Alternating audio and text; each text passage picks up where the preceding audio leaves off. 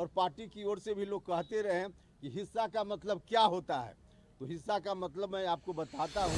MLC पद को मैं मान रहा हूँ कि लॉलीपॉप मुझको एक थमाया गया। पार्लियामेंट्री बोर्ड का जो अध्यक्ष मुझको बनाया गया तो सीधे तौर पे एक झुनझुना मेरे हाथ में थमाया गया। लेकिन पार्लियामेंट्री बोर्ड के अध्यक्ष रहने के बावजूद कभी पार्टी की ओर से मुझको बुलाकर पूछा तक नहीं गया कि इसमें किसको उम्मीदवार बनाया जाए या नहीं बनाया जाए। जब हमने कहा कि हम पार्टी से ऐसे नहीं जाएंगे, हम अपना हिस्सा हमको चाहिए, तो कई लोग आप में से भी और पार्टी की ओर से भी लोग कहते रहे कि हिस्सा का मतलब क्या होता है। तो हिस्सा का मतलब मैं आपको बताता हूं। और जिस हिस्सेदारी की बात 1994 में 12 फरवरी को पटना के गांधी मैदान में आयोजित एक रैली में नीतीश कुमार जी ने जिस हिस्सेदारी की बात की थी, जो हिस्सा लालू यादव जी से उन्होंने मांगा था, वही हिस्सा उपेंद्र कुशवाहा आज नीतीश कुमार जी से मांग रहा है।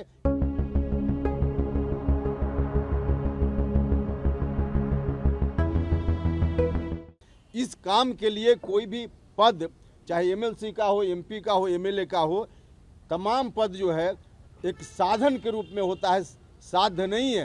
तो मुझको यह कहा जा रहा है कि एमएलसी बनने के बाद मेरा कोई अधिकार और कुछ उस रूप में जब पार्टी मानती ही नहीं है तो सीधे नौकरी करने जैसी स्थिति, और कह रहे हैं कि वही तो एमएलसी पद को मैं मान रहा हूँ कि लॉलीपॉप मुझको एक थमाया गया।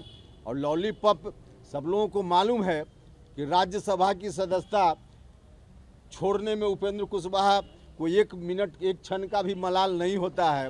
भारत सरकार में मंत्री पद को छोड़ते हुए एक मिनट का मलाल नहीं होता है। तो एमएलसी कौन सी बड़ी चीज़ है? एमएलसी कौन सी बड़ी चीज़ है?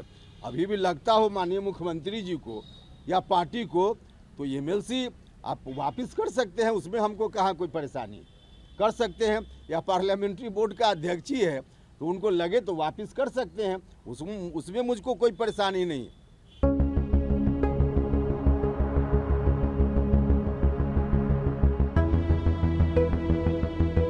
मुख्यमंत्री जी ने कहा कि पार्टी में आए उपेंद्र कुशवाहा, हम लोगों ने उनको इज्जत दी। और दूसरा कहा कि उपेंद्र कुशवाहा से हम बहुत स्नेह करते हैं। अब किस तरह से इज्जत दी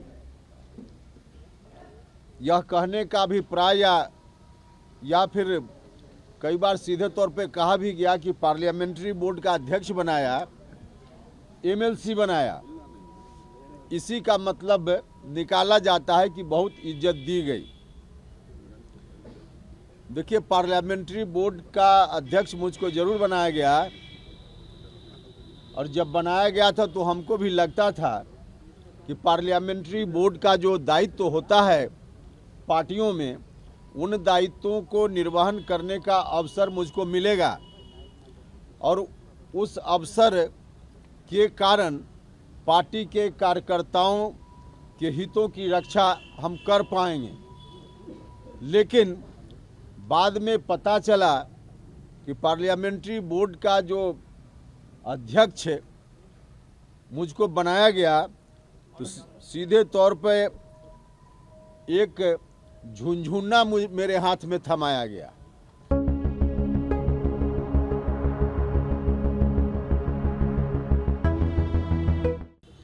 कई चुनाव हुए, विभिन्न विधानसभा क्षेत्रों में उपचुनाव हुए, एमएलसी के चुनाव हुए, स्थानीय निकाय से जो एमएलसी का चुनाव होना था उसमें उम्मीदवार चयन करने की स्थिति आई।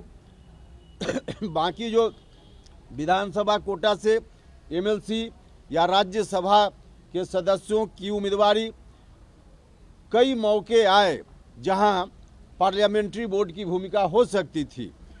लेकिन पार्लियामेंट्री बोर्ड के अध्यक्ष रहने के बावजूद कभी पार्टी की ओर से मुझको बुलाकर पूछा तक नहीं गया कि इसमें किसको उम्मीदवार बनाया जाए या नहीं बनाया जाए। हाँ, हमने खुद कई बार सुझाव अपनी ओर से जरूर जाकर दिया, माननीय मुख्यमंत्री जी को भी और राष्ट्रीय अध्यक्ष जी को भी, लेकिन हमारे सुझाव पर कभी कोई ध्यान नहीं दिया गया। हमको बुलाकर सुझाव लेने की बात तो दूर रही, जो हमने सुझाव दिया उस पर भी कभी पार्टी ने ध्यान नहीं दिया।